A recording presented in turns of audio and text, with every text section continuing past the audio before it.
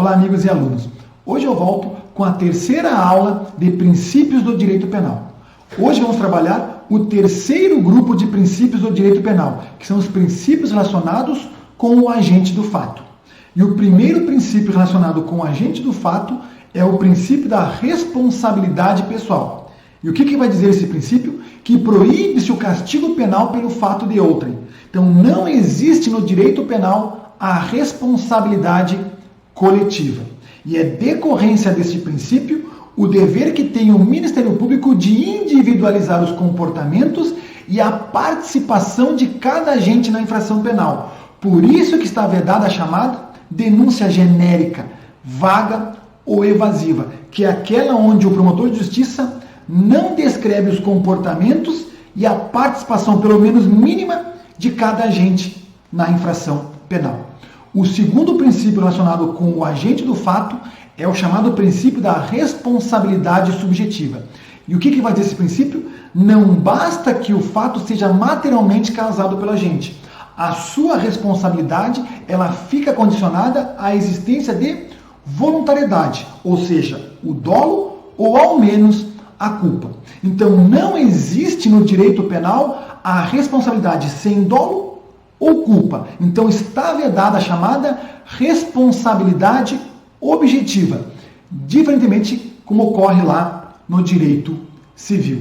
O terceiro princípio relacionado com o agente do fato é o princípio da culpabilidade, que vai dizer que o Estado só pode impor uma sanção penal ao agente que seja imputável, ou seja, penalmente capaz, que ele tenha uma potencial consciência da ilicitude, ou seja, a possibilidade de conhecer o caráter ilícito do seu comportamento, e quando fosse dele exigível, uma conduta diversa, ou seja, que ele tinha a possibilidade de agir de uma outra forma.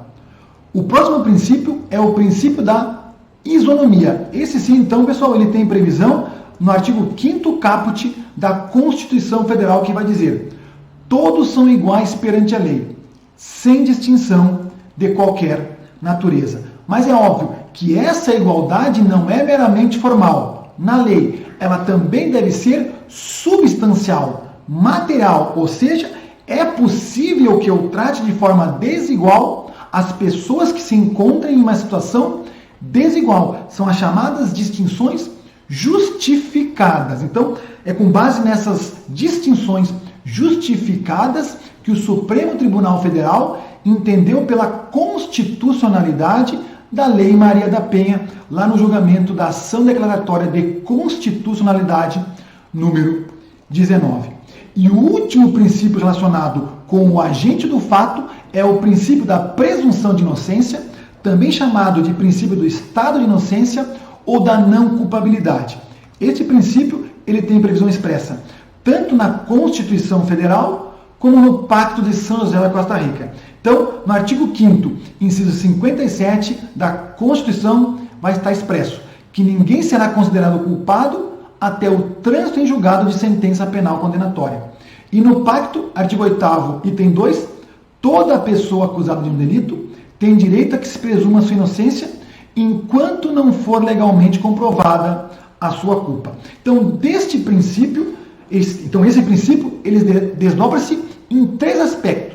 Um primeiro aspecto é em relação à prova, que ela deve ser valorada em favor do acusado quando houver dúvida. Portanto, a condenação ela deve derivar de um juízo de certeza do julgador. E é decorrência desse primeiro aspecto o chamado princípio do indúbio pro réu. Então, na dúvida, o juiz deve absolver o réu. Um segundo aspecto relaciona-se com a instrução processual. Então, na instrução processual, inverte-se o ônus da prova. Então, cumpre a acusação o dever de demonstrar a responsabilidade do réu, e não este provar a sua inocência. Ou então, como vai dizer o professor Auri Lopes Júnior, no processo penal, a carga probatória é toda da acusação.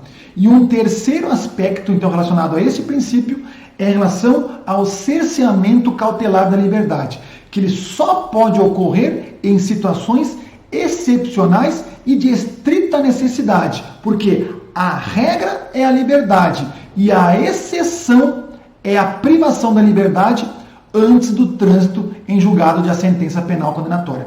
Por óbvio que este princípio ele não afasta a possibilidade da decretação das prisões cautelares, porque a prisão cautelar ela tem um outro fundamento. As prisões cautelares elas servem para acautelar ou a investigação criminal ou a instrução processual. Então, como ela tem outro fundamento, é possível, então ela não vai ser afastada tendo em vista a aplicação desse princípio. Mas mesmo assim, mesmo as prisões cautelares devem ser utilizadas como a exceção, porque a regra no processo penal é a liberdade.